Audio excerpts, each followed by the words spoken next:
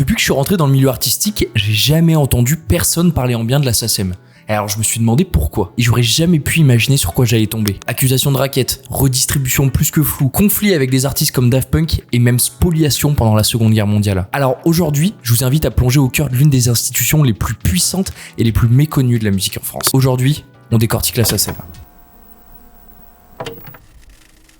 Paris, 1847. La France est sous Louis-Philippe, le chemin de fer se développe, la photo commence à exister, et dans les cafés-concerts parisiens, on sert du vin chaud. Ce soir-là, 3 compositeurs, Ernest Bourger, Paul Orion et Victor Parizeau s'installent à une table du célèbre café-concert Les Ambassadeurs. Ils commandent à boire, ils discutent, et sur scène, une chanteuse reprend quelques airs connus. Mais très vite, un détail fait tiquer nos 3 compères. Chanson après chanson, ils se rendent compte que c'est leurs propres compositions qui sont jouées, sans qu'ils aient jamais donné leur accord, sans qu'ils touchent quoi que ce soit. Pourtant, tout le monde applaudit. Le café tourne bien, et eux, c'est juste des clients à qui on va tendre l'addition. Alors ils se lèvent et ils refusent de payer. Le jugement tombe, ils gagnent. Le tribunal interdit au café de rejouer leurs morceaux sans leur accord. Et pour la première fois en France, un juge dit noir sur blanc: si tu veux faire de l'argent avec la musique de quelqu'un, tu le payes. Le patron de café fait appel, il persiste à passer leur chanson en douce, mais 2 ans plus tard, la justice confirme tout et le condamne même à verser des indemnités. Et vous pensez bien que je vous raconte pas ça pour rien. Ce procès-là, c'est pas juste une embrouille entre un bar et 3 compositeurs. C'est un tournant. Désormais, les auteurs peuvent réclamer une part du gâteau à chaque fois que leur son est joué. Et c'est là, à partir de cette embrouille de comptoir, qu'une idée va naître. Et si les musiciens s'unissaient pour faire valoir leurs droits collectivement? Suite à cette victoire, Bourget et ses collègues perdent pas de temps. Ils se disent: ok,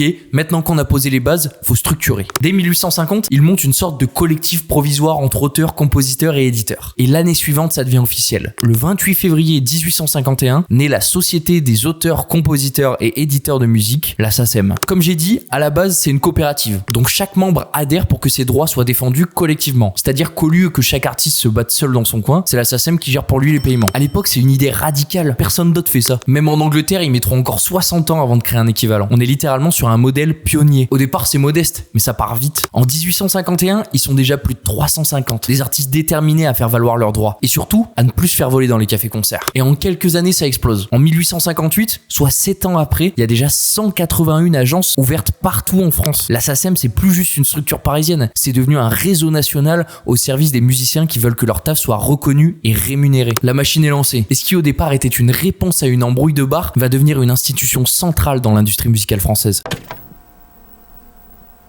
Bon, maintenant qu'on a raconté son histoire, qu'on a vu comment elle a gonflé, investi, professionnalisé chaque rouage de la collecte, faut passer à la mécanique interne. Concrètement, aujourd'hui la SACEM, ça fonctionne comment? Qui pilote le truc? Qui empoche quoi? Et surtout, pourquoi il y en a toujours autant qui restent sur le bas-côté sans jamais comprendre comment on les rémunère ou pourquoi on les oublie? Sur le papier, la SACEM, c'est donc une coopérative. Chaque membre, auteur, compositeur, éditeur, est un sociétaire. Comme dit précédemment, t'adhères, tu payes ta cotisation et t'as un droit de vote. En gros, t'es censé avoir ton mot à dire sur la manière dont la société est gérée. Mais tu t'en doutes, en pratique, c'est un peu plus tordu que ça. Parce que tous les membres n'ont pas le même poids. Il y a les sociétaires normaux, donc la grande majorité, ceux qui galèrent, qui touchent quelques centaines d'euros par an, parfois moins. Et puis il y a les sociétaires professionnels. En gros, ils ont dépassé un certain seuil de revenus. Et là, boum, ils passent à un autre statut. Et ce statut, il change tout. Déjà, ils ont 16 voix au lieu d'une seule dans les votes internes. Et surtout, ils peuvent siéger dans les commissions, dans les conseils et dans les arcanes. Autrement dit, c'est eux qui dirigent la baraque. Alors oui, techniquement, tout le monde peut voter, mais dans les faits, c'est toujours les mêmes profils bien installés qui orientent la politique de la SACEM. Et c'est pas une théorie du complot fumant, c'est écrit noir sur blanc dans les statuts. Ce système à plusieurs vitesses, il crée un gros déséquilibre. Les artistes les plus modestes, ils sont des dizaines de milliers, n'ont aucun vrai levier pour influer. Ils sont là, dans les chiffres, dans les listings, mais dans les décisions, ça les dégage. Et en vrai, c'est cohérent avec la réalité économique. Seule une petite minorité perçoivent des revenus conséquents et la majorité, elle survit. Cette majorité, pourtant, elle compose, elle déclare ses morceaux et elle attend. Parfois quelques euros. Ce décalage, ça alimente une impression tenace que la SACEM, elle protège surtout les gros. Les habitués des playlists, les auteurs installés. Mais ceux qui essaient de percer et de s'élever et simplement de vivre dignement de leur taf, ils rament dans un océan administratif opaque. Tout ça, ça nous ramène à une question simple. Quand une structure devient aussi grosse, aussi puissante, aussi verrouillée, est-ce qu'elle peut encore se permettre d'être critiquée? Parce que derrière l'image officielle de la SACEM, celle de la protectrice des auteurs, il y a une autre réalité. Alors on va poser les choses calmement et regarder les critiques qui reviennent encore et encore. Parce que la SACEM, vue de l'extérieur comme de l'intérieur, elle traîne un passif. Et c'est pas 1 ou 2 détails qui coincent, c'est tout un faisceau de dysfonctionnements, de frustrations et de petites violences administratives qui s'accumulent depuis des années. Il y a une galère récurrente que racontent pas mal d'artistes. L'opacité totale dans la répartition. Tu reçois ton relevé de droit 2 fois par an. Et là tu vois quoi? Une liste de tes œuvres avec des montants associés. Et une mention vague à côté, genre ballet ou internet. Et c'est tout.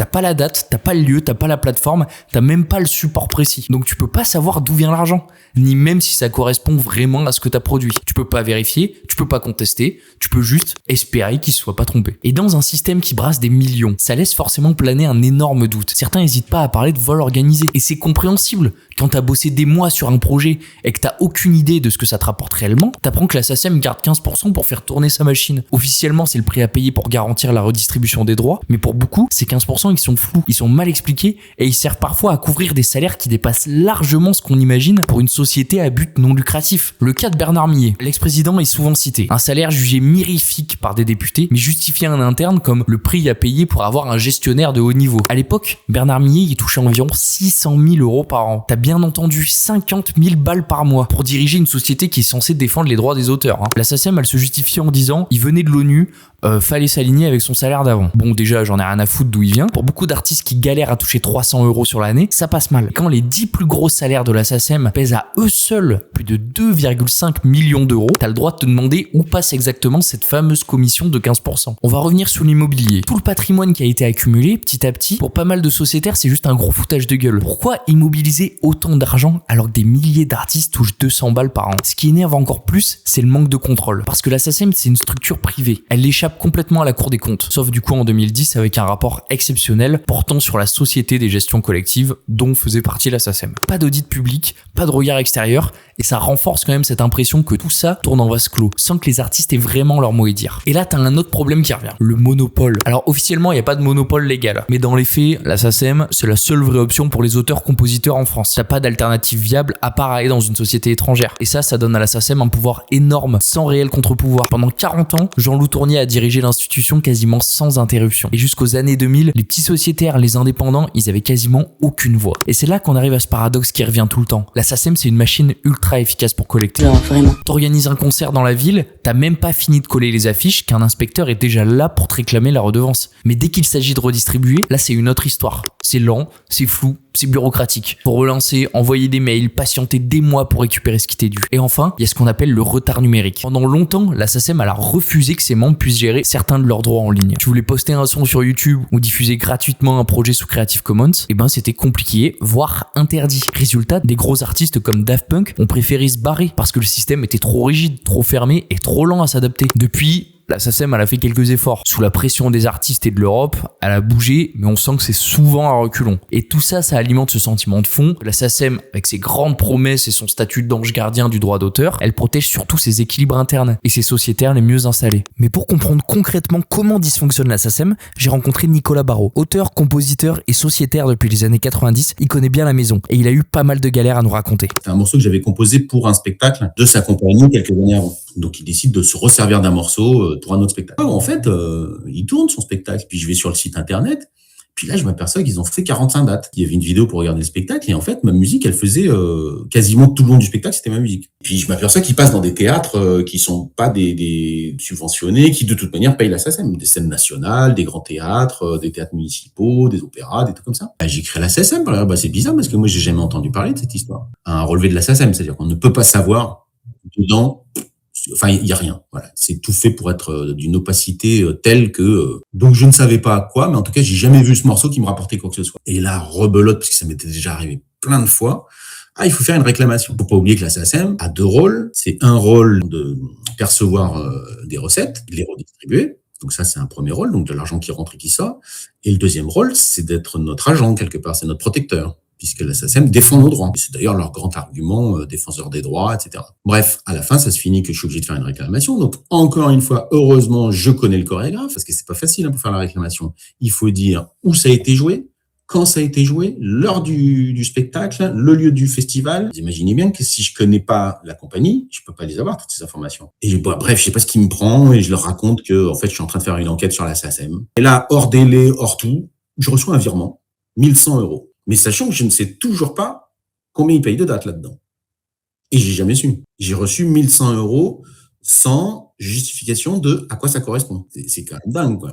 2 jours après, je renvoie un mail, je dis « Ouais, mais vous êtes gentil, mais c'est passé à l'étranger aussi. » Bon, on verse 1300 €. Je me suis dit, mais il faudrait que je trouve d'autres trucs parce qu'ils vont pas s'arrêter. Voilà. Et si vous pensez que le cas de Nicolas Barrot c'est juste un bug du système, faut parler d'un autre dossier beaucoup plus médiatisé, beaucoup plus lourd, celui de Daft Punk. En 96, le duo rejoint la SACEM, comme des milliers d'autres artistes. Mais quelques années plus tard, avec l'arrivée d'internet, du MP3, du streaming, ils veulent reprendre la main sur leurs droits numériques. Leur idée est simple, gérer eux-mêmes certaines exploitations de leurs morceaux, notamment sur les plateformes en ligne. Mais à l'époque, la SACEM refuse catégoriquement. Son fonctionnement est simple, tu nous donnes tous tes droits ou aucun, pas de gestion partielle possible. Et là, les Daft, ils font un truc assez rare. Ils claquent la porte. Ils retirent leur catalogue de la SACEM et passent chez la PRS, l'équivalent britannique réputé plus souple. Sauf que voilà, même sans être membre, leurs morceaux continuent d'être joués en France. Et la SACEM continue de collecter leurs droits, mais sans rien leur reverser. Et là, ça commence à se tendre. Conseillé par Daniel Vanguard, le père de Thomas Bangalter, lui-même en conflit ancien avec la SACEM, Daft Punk décide de saisir la Commission européenne. Leur plainte dénonce un abus de position dominante. Selon eux, la SACEM empêche les auteurs de disposer librement de leurs droits, notamment à l'international et sur les supports numériques. Et cette plainte fait bouger les lignes. Sous la pression, la SACEM a fini par faire modifier les statuts. Aujourd'hui, un membre peut,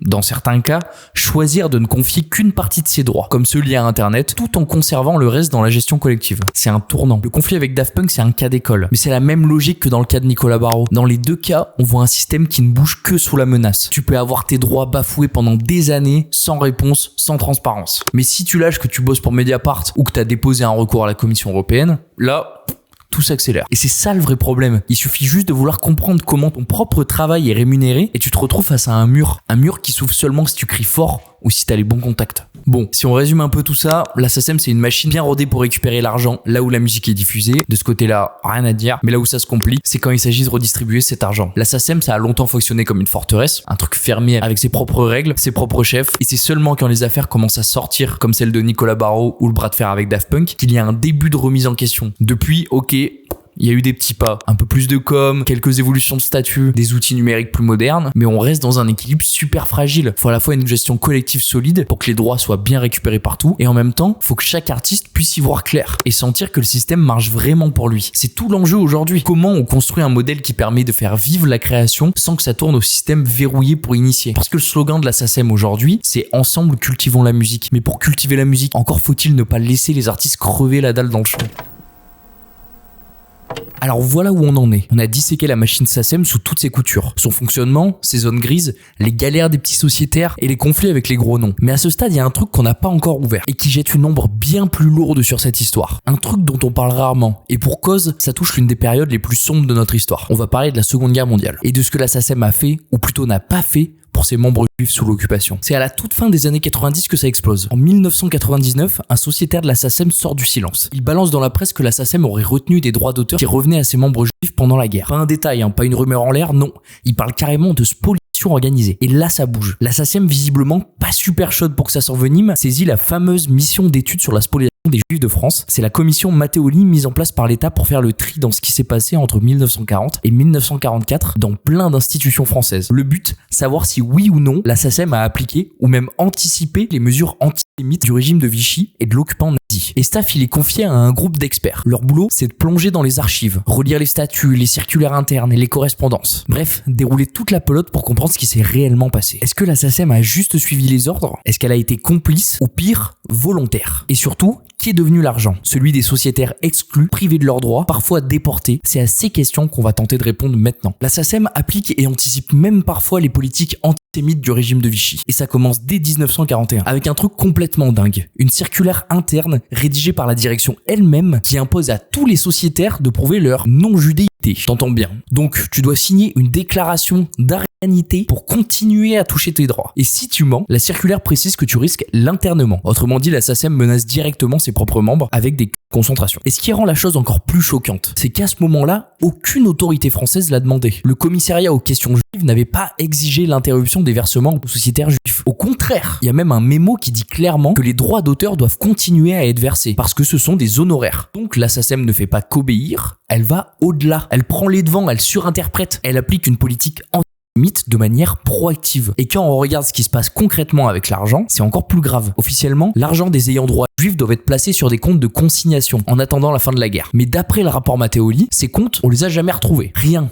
Aucune trace, aucun remboursement clair. On te dit, oui, les droits ont été mis de côté, mais à la libération, Aucune procédure spécifique pour les restituer. Pas d'indemnisation, pas de dossier ouvert. Juste un retour à la normale, comme si rien ne s'était passé. Et les artistes, eux, ils sont morts. Ou alors, ils ont jamais su qu'on leur devait quelque chose. Des chansons comme Marinella ou Parlez-moi d'amour ont continué à tourner pendant l'occupation. Elles ont rapporté de l'argent, mais leur auteur, Geo Koger ou Jean Neuburger, étaient juifs. Et leurs droits bloqués, disparus. Jamais reversés. Et là, une question se pose forcément. Où est passé cet argent? Parce qu'on sait qu'après la guerre, la SACEM a commencé à acheter des dizaines d'immeubles à travers la France. Elle a investi massivement dans l'immobilier, alors même que selon ses comptes, elle n'avait pas de réserve significative à la libération. Alors, une question se pose. Est-ce que cet argent aurait servi à ça? Est-ce que les droits volés aux sociétaires juifs ont servi de trésor de guerre pour construire l'empire patrimonial de la SACEM d'après-guerre? Et c'est plutôt difficile à prouver, parce que les archives sont partielles et parfois fermées. Mais le soupçon, il est là, et il est franchement sérieux. Et il vient même de gens comme Daniel Vanguard, le père de Thomas Bangalter, encore, qui a fouillé ses dossiers pendant des années. Et ce qui rend tout ça encore plus glaçant, c'est la continuité. Le mec qui signe la circulaire antisémite en 1941, Jean-Jacques Lemoyne, il reste en poste après la guerre. Et c'est même lui qui va former Jean-Loup Tournier. Et si tu te rappelles bien, c'est le boss tout-puissant de la SACEM de 1961 à 2001. 40 ans de règne hérité directement de cette génération-là. Donc au final, ce qu'on voit ici, c'est pas juste un écart de conduite, c'est un système. Un système qui a protégé sa structure avant ses membres. Un système qui, au lieu de défendre les créateurs persécutés, les a abandonnés. Et ce système, il a jamais vraiment été remis en cause. C'est seulement à la fin des années 90, après des pressions médiatiques, que la SACEM a fini par autoriser l'examen de ses archives, 50 ans plus tard. Alors qu'est-ce que dit exactement le rapport Mattéoli sur toute cette affaire? D'abord, il nuance. Il dit que non, la SACEM n'a pas été l'instigatrice directe de la spoliation. C'est pas elle qui a inventé les lois antisémites, elle a suivi des ordres de Vichy et des autorités allemandes. Mais elle les a suivis à la lettre, et parfois même au-delà. Et surtout, elle n'a rien fait pour s'y opposer. Pire encore, le rapport montre que la SACEM a joué un rôle de séquestre. En gros, elle a gardé l'argent des sociétaires juifs dans ses caisses sans toujours la placer là où il aurait dû aller, sur des comptes bloqués ou transmis aux familles. Et après la guerre. Alors oui, dans certains cas, des sommes ont été restituées. On parle ici de droits d'auteur, de succession, de pension, mais on ne sait pas exactement combien. Parce qu'il manque des archives, des dossiers entiers ont disparu. Et donc, aucun bilan clair ne peut être dressé. Le rapport invite même les ayants droit ou leurs héritiers à faire une demande auprès de la commission d'indemnisation des victimes de spoliation. Autrement dit, il est encore possible aujourd'hui de réclamer ce qui a été perdu. Mais seulement si tu sais que tu y as le droit. Et seulement si tu as le courage de faire des démarches longues, techniques et souvent douloureuses. Donc, la SACEM n'est pas désignée comme un voleur, mais elle est reconnue comme une institution qui a failli à sa mission. Elle n'a pas protégé ses membres, elle n'a pas su ou pas voulu réparer correctement après la guerre. Et quand on met tout ça bout à bout, une société qui agit avec zèle pendant l'occupation, des fonds gardés sans traçabilité, des restitutions floues après 1945, ça raconte quelque chose de plus profond. Le pouvoir d'une institution privée sans réel contrôle, capable de trahir ses propres sociétaires pour s'adapter au pouvoir en place. À ce stade, la question est simple. Qu'est-ce qu'on fait maintenant? Parce que oui, on a vu les dérives, les blocages, les absurdités du système SACEM, mais est-ce qu'on est condamné à choisir entre une institution qui redistribue mal et le vide juridique total? Est-ce qu'il existe des vraies alternatives? Quand le streaming a débarqué, ça a fait l'effet d'une claque pour tout le monde, y compris la SACEM. Et là, faut quand même reconnaître un truc. Ils ont tenté des choses. Premier cas d'école, Deezer en 2007. La plateforme arrive en mode streaming gratos et direct la SACEM tape du poing. Pas question que vous diffusiez nos catalogues sans payer les créateurs. Résultat, accord signé, Deezer reste en vie et la SACEM récupère une part des revenus sur la pub pour la verser aux auteurs. Franchement, sur le papier, c'est carré. Mais dans la réalité, c'est encore les mêmes qui touchent. La plateforme garde 30%, les labels, surtout les majors, prennent 55% et les créateurs, eux, se partagent les 15% restants. Autant dire que si t'as pas 5 millions d'écoutes par mois, tu touches que dalle, des centimes. Et même la directrice générale de la SACEM l'a reconnu récemment. La valeur du streaming n'est pas encore celle que nous attendons pour pouvoir faire vivre correctement nos membres. Donc en gros, on encaisse, mais on galère à redistribuer. Encore. Deuxième tentative, les Creative Commons. En 2011, elle lance un partenariat avec eux. L'idée, permettre à ses membres de diffuser certaines œuvres gratuitement sous licence non commerciale. Est-ce qu'on n'aurait pas là un pas vers l'ouverture? Alors oui, mais un tout petit. Parce que derrière l'annonce, il y a des conditions absurdes. Interdit d'utiliser ces morceaux pour sa propre promo. Interdit de les mixer avec d'autres œuvres commerciales. Et si t'espérais un peu de souplesse, c'est mort. Résultat, les artistes du libre, ceux qui croyaient à l'initiative, ont vite dit c'est du pipeau. Ils ont boycotté et ils avaient pas tort. Alors forcément, il y en a qui se disent on va faire sans. Là, il y a 3 grandes stratégies. 1. La musique libre. Tu poses ta musique en accès gratuit avec une licence Creative Commons. Les gens peuvent écouter, partager, remixer tant que c'est pas pour se faire du blé dessus. Alors ok, c'est cool pour se faire connaître, mais niveau thune, c'est chaud. T'as aucune garantie de percevoir quoi que ce soit. Le modèle reste ultra marginal. Ça concerne une poignée d'artistes, souvent militants, et même eux disent qu'il faut pas rêver que c'est pas avec ça que tu vas payer ton loyer. Deuxième option, l'exil. Il y en a qui vont voir ailleurs. Aux États-Unis, en Grande-Bretagne, en Allemagne, des artistes français s'inscrivent à la PRMS, à la SCAP ou à la GEMA. Parce que ces boîtes sont vues comme plus modernes, plus claires sur les droits numériques, mais là aussi, c'est pas sans friction. Déjà, faut être résident ou prouver que t'es diffusé là-bas. Faut gérer les accords de réciprocité avec la SACEM, qui continue quand même de collecter tes droits en France, faut pas abuser. Donc oui, tu gagnes en liberté, mais tu restes dans un système complexe et opaque, juste avec un logo différent. Et en numéro 3, il y a l'autogestion totale. Là, tu refuses carrément d'adhérer à la SACEM. Tu diffuses ta musique comme tu veux et tu vends tes CD ou ton merch en direct. Tu gardes le contrôle, mais t'es aussi le grand perdant du système. Parce que ce que les gens savent pas, c'est que même si tu refuses la SACEM, elle continue de collecter sur tes diffusions. Un bar qui passe ton son, une radio locale, il paye quand même la SACEM. Mais comme t'es pas affilié, ton fric est mis de côté, puis redistribué à d'autres. C'est-à-dire que tu bosses, t'es diffusé, mais c'est d'autres auteurs qui touchent. Et alors, est-ce qu'on peut rêver d'un autre modèle? Des solutions émergent, certaines timides, d'autres plus ambitieuses. Certains aimeraient changer la SACEM de l'intérieur en demandant plus de transparence dans les répartitions, moins de lourdeur et des outils numériques vraiment pensés pour les artistes, pas juste pour les services marketing, mais aussi des adhésions modulables selon ton profil, que tu sois indé, beatmaker ou créateur web. D'autres rêvent de créer une structure alternative, une coopérative, une asso ou une société de gestion plus démocratique. Certains ont même pensé à une plateforme qui s'appuie sur la blockchain pour tracer les diffusions en temps réel et verser les droits automatiquement. Tout ça c'est ambitieux, mais ça reste du patchwork. Seulement pour certains c'est ça ou rien. Et pour l'instant les artistes sont coincés entre une SACEM forte mais vieillissante et des alternatives libres mais précaires. Classique dilemme du capitalisme. La vraie révolution, elle viendra peut-être d'un équilibre nouveau. Un système qui protège mais sans verrouiller, qui redistribue mais sans bloquer, qui respecte les créateurs sans les infantiliser. Parce que au fond, ce que demandent les artistes aujourd'hui, c'est pas la lune, c'est juste de toucher ce qu'on leur doit et de pouvoir choisir comment leur musique vit. Alors au final, qu'est-ce qu'on retient de tout ça? À la base, la SACEM, c'est une super idée. 3 compositeurs qui se font entuber dans un café parisien et qui décident de se battre pour que les artistes soient payés quand leur musique est jouée. Franchement, c'est noble, c'est juste, c'est même révolutionnaire à l'époque. Mais plus d'un siècle plus tard, ce qui était une arme pour les créateurs se retourne contre eux. Une machine bien huilée pour collecter, beaucoup moins pour redistribuer. Un système où les petits galèrent pendant que les gros raflent la mise et où l'histoire, comme la des droits des artistes juifs sous Vichy, montre que la SACEM peut facilement trahir ses principes quand plus personne ne regarde. Alors oui, elle a un peu bougé. Elle a signé avec Deezer, elle a testé les Creative Commons, elle parle de blockchain, mais les artistes, eux, se demandent encore, est-ce que ça suffit? Est-ce qu'on peut vraiment lui faire confiance? Ou est-ce qu'il faut inventer autre chose? Aujourd'hui, t'as le choix. Rester dans le système, tenter de le réformer de l'intérieur, ou partir chercher mieux ailleurs. Mais ce qui est sûr, c'est qu'un outil fait pour protéger les artistes ne peut pas fonctionner s'il ne les écoute plus. Si t'es arrivé jusqu'ici déjà, merci. Cette vidéo c'est beaucoup de taf, de recherche, de vérification, de montage, de tournage. Donc si ce type de contenu te parle, tu peux toujours partager, laisser un commentaire ou un j'aime, ça change vraiment tout. S'abonner aussi pour faire exister ce genre de format sur YouTube. Et pour celles et ceux qui peuvent, qui ont envie, il y a aussi une cagnotte dans la description. Ça sert à continuer de faire ce genre de vidéos et de pouvoir faire évoluer le format vers d'autres choses. Merci d'avoir regardé et à très vite.